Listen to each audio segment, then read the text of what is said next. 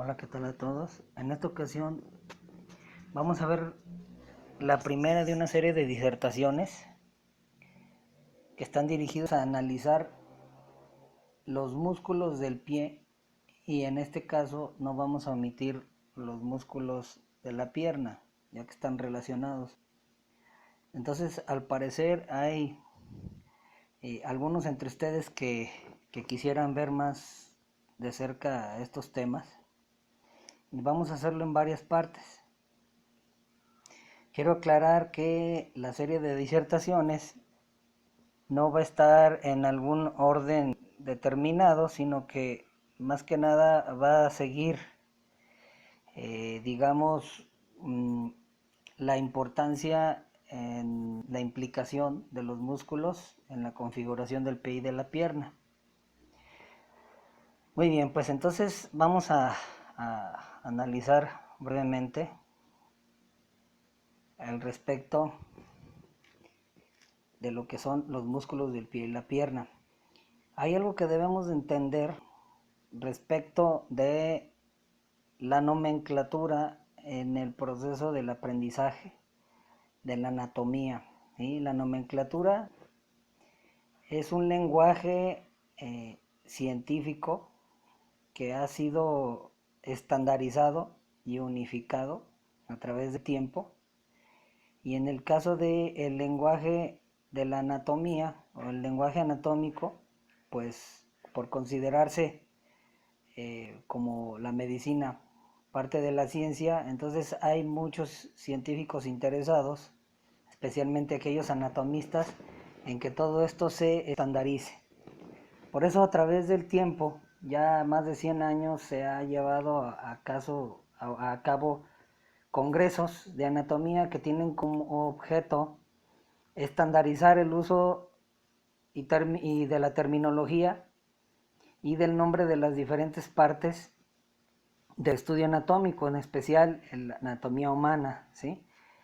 Estos congresos, por lo general, eh, están regidos por asociaciones internacionales que tienen el objeto precisamente de establecer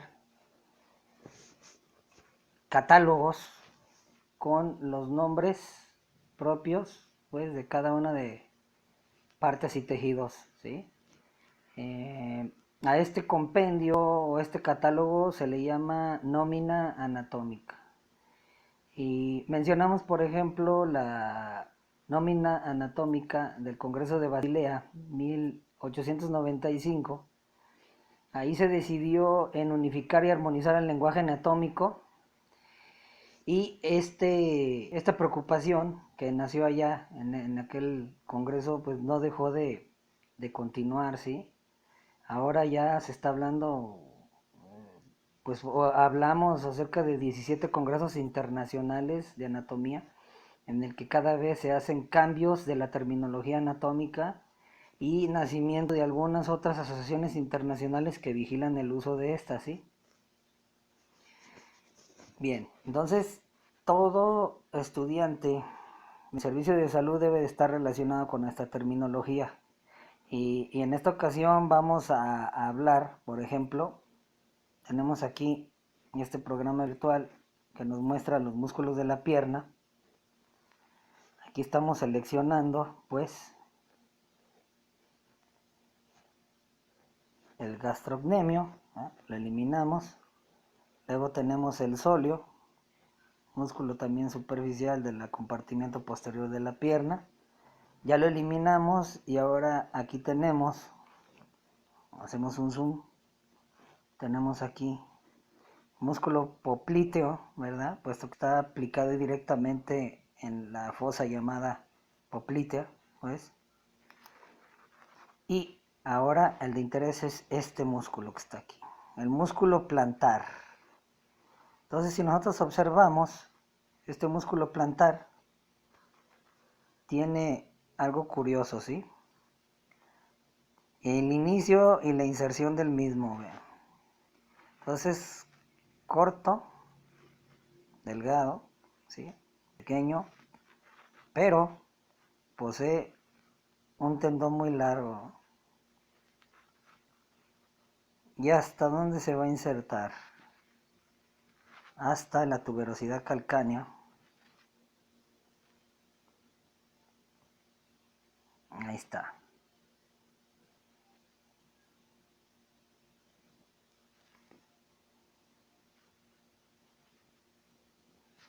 Ahí la tenemos.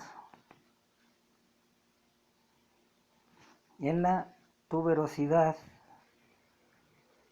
externa,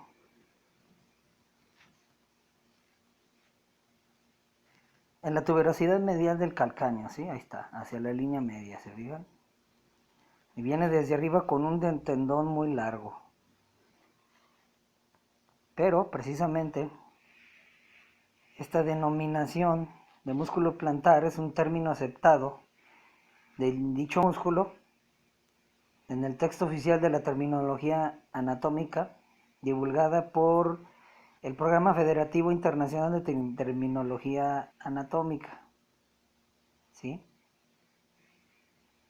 Difundida desde 1998 en latín y en inglés. El texto entonces se traduce al español en 2001.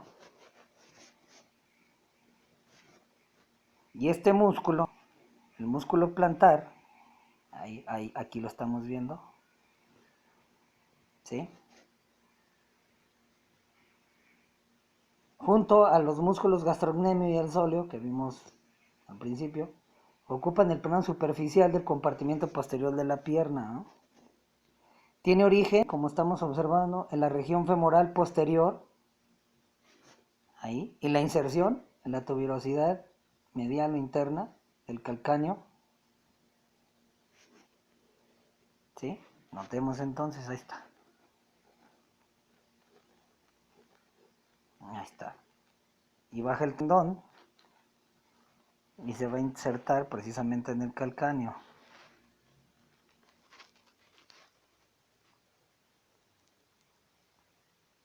Entonces ahora surge la pregunta. Entonces, si se encuentra en la cavidad posterior de la pierna, tiene origen peroneo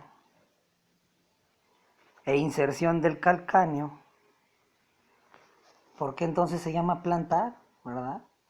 Parece ser como que está fuera de contexto el nombre, ¿no? ¿Por qué plantar? Entonces, alguien que no está relacionado con la ubicación anatómica de este músculo, cuando escucha músculo plantar delgado, inmediatamente va a pensar, pues está en la planta del pie, ¿verdad? Pero no. Estamos viendo entonces, tiene su origen en la región femoral posterior, inserción en el hueso calcáneo, por lo que su nombre no correspondería a su denominación. Entonces no corresponde, ¿verdad?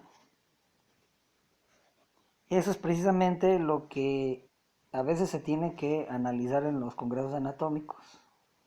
En terminología anatómica se listan términos en 3 idiomas: latín, inglés y español, ¿sí? En el caso de este músculo plantar, el musculus plantaris o plantaris muscle en inglés, en latín y en español. Estos mismos términos aparecen en publicaciones relacionadas.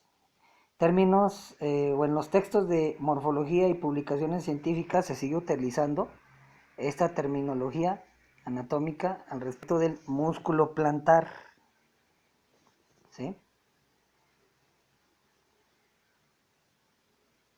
Entonces, vemos cómo este músculo tiene una configuración extraña, ¿no? Muy delgado, con un tendón muy largo, haces tendinosos que se van a prolongar, ¿sí? Y que pues vamos a ver cómo los tratados de anatomía humana, por ejemplo en el Tratado de Anatomía Humana de Sapey del año de 1854, se lo indica como un músculo plantar delgado. Ahí fue cuando se le denominó como tal. Luego un tal Petrequín, 1868, menciona en su texto Tratado de Anatomía Topográfica Médico-Quirúrgica como el pequeño femorocalcaniano. Entonces como que es más coherente el término, ¿eh?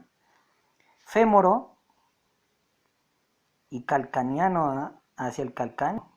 Entonces ese término es más coherente todavía. Pero por alguna razón no se aceptó el término, ¿eh? Femorocalcáneo sería mejor, ¿sí? Pero después hubo quien lo llamó como músculo tibial delgado, puesto que está, pues digamos que en cierta medida cerca de la tibia, ¿verdad? Pero su origen no se guarda relación con el nombre. Y se le atribuye, por lo regular, a este músculo, según dicen algunos, pobre actividad, ¿eh? Por lo regular, cuando hay un sobreestiramiento, se siente un dolor más o menos profundo en el hueco de la parte posterior de rodilla, en el hueco popliteo, y entonces ahí es cuando se identifica el músculo plantar, el origen. Más tarde, un tal Jamain en el año de 1871, en un libro llamado Tratado Elemental de Anatomía Descriptiva y de Preparaciones Anatómicas, mencionó al músculo plantar delgado. Reitera su nacimiento en el cóndilo lateral del fémur, como lo estamos viendo aquí, ¿sí? Y su terminación en el hueso calcáneo, allá. Define sus orígenes y inserciones sin llegar al pie en ninguna de las descripciones mencionadas. Entonces, pues nunca llega al pie como tal, ¿verdad? La literatura se ha referido al músculo plantar como portador de morfología rudimentaria y con muchas variaciones, porque vamos a ver que va a sufrir cambios de un individuo a otro. A veces parece que ocurre como doble unilateralidad o doble unilateralmente. Parece que hay dos músculos delgados ahí empalmados, duplicidad, o nada más hay lateralidad. A veces hay ausencia y otros los señalan como de escasa importancia clínica, ¿verdad? Pero pues al respecto es como si pensáramos que la nariz en ciertos individuos, pues la morfología es variada, ¿verdad? De una nariz, pero a todos les crece ahí, al centro del rostro, en su raíz en medio de los ojos, ¿no? Entonces nunca ocurre la nariz debajo del ojo izquierdo o en diagonal, ¿verdad? Sin embargo, aquí es curioso que este músculo sí ocurre en estas variaciones clínicas y como ya dijimos, a veces importantes como ausencia. Y esto entonces hace que algunos fisiologistas o algunos anatomistas digan que no tiene importancia clínica. ¿Por qué? Pues porque tal parece que la naturaleza es lo que dice, porque a veces lo quita, a veces lo pone, a veces lo duplica o lo mueve del lugar, ¿verdad? Sin embargo, todos los autores reiteran que a pesar de sus variaciones, el músculo tiene origen femoral, inserción calcánea y hasta ahí, ¿no? Otras series demuestran que el músculo plantar se inserta en distintas ubicaciones, ya dijimos. Un tal Ledoble en 1897 reporta múltiples inserciones, incluyendo unas en mayor proporción y con escasas fibras en la aponeurosis plantar, sin cambiar su origen. Entonces, donde a veces había inserción en la aponeurosis plantar, pero el origen parecía ser el mismo. Finalmente se reconoce que en aproximadamente el 7% de la población está ausente. Así es que levanten la mano todos. Contamos 7, ¿verdad? Y de los 10, precisamente, va a haber algunos cuantos de ustedes que no van a tener este músculo, ¿verdad? Si hablaríamos por lo menos de uno. Si de 100, entonces en 7 estarían ausentes, ¿de acuerdo?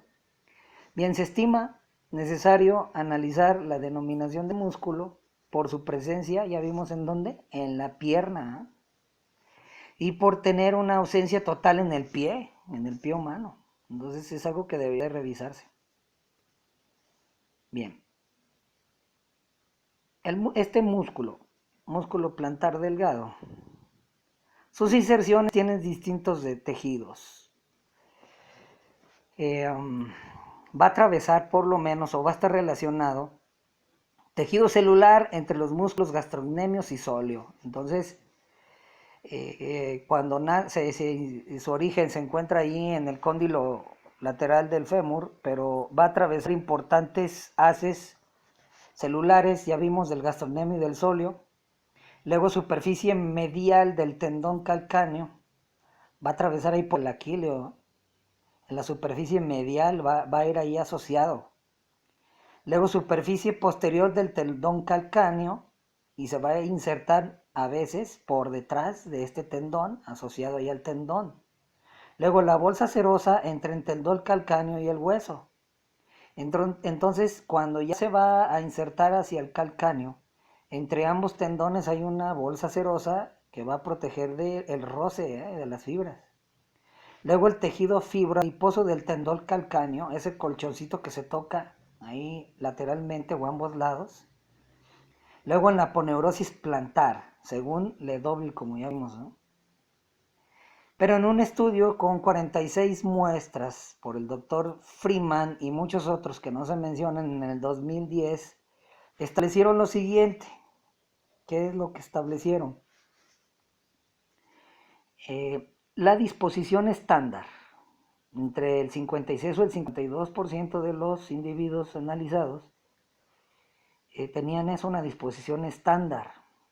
Estaba presente, pero con variación entre el 30 y el 44 de los individuos. Estaba ausente totalmente en el 13%. Sin embargo, también Nayak en el 2010, en una serie de 52 muestras, encontró más variaciones tanto en el origen como en la inserción. Entonces, pues sigue habiendo una variación importante, ¿no? ¿Cuáles son las funciones de este pequeño pero importante músculo? Bien, la función, flexión de la rodilla y extensión de la articulación talo-plural, ¿no? Ahí está.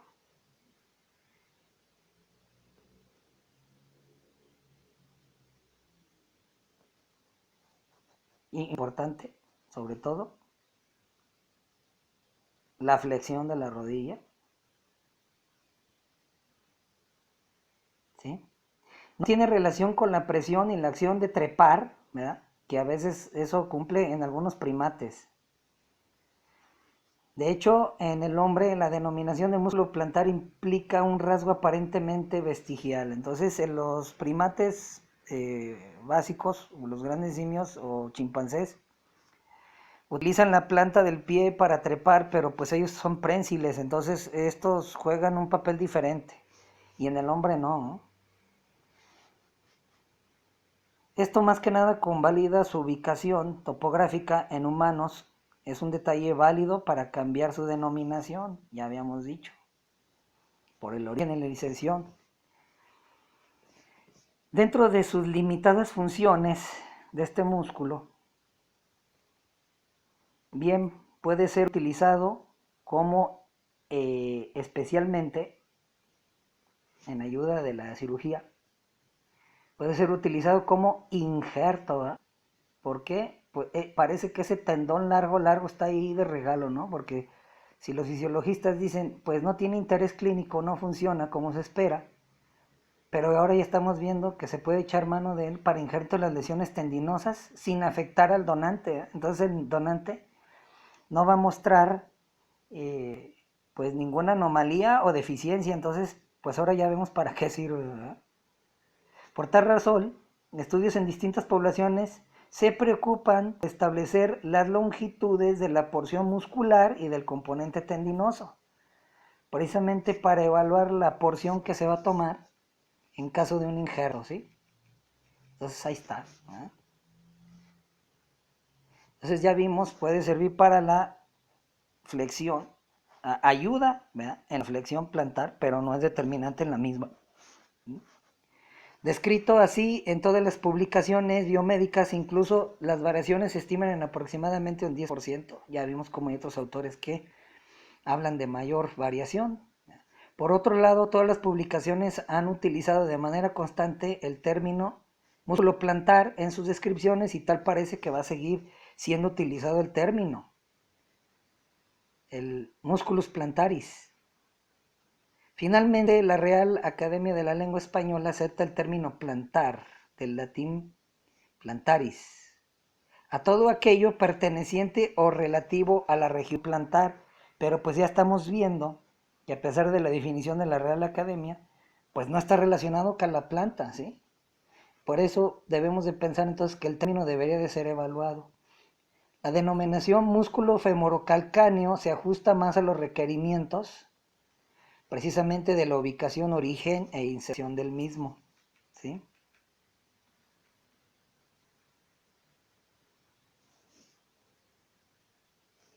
Así es. Para las teorías evolucionistas, el músculo plantar, entonces, ya dijimos, es un vestigio, ¿eh? Y como tal dice, podemos disponer de él. Sin embargo, entonces vemos que pues no todo está de sobra. Entonces no vamos a desdeñar la función de este pequeño músculo, curioso músculo, plantar delgado, porque sirve para refuerzo, precisamente, como estamos viendo, de un proceso de flexión plantar, ¿sí?, en ese movimiento, y por la ubicación en que se encuentra en ligera abducción, ¿verdad? Entonces, por lo menos es un auxiliar. Sin embargo, los autores que defienden el injerto del mismo dicen que el individuo no se ve afectado, ¿verdad? Bien, pues esto fue la primera disertación de los músculos de pie y pierna y hablamos entonces del músculo plantar delgado. Gracias por su atención.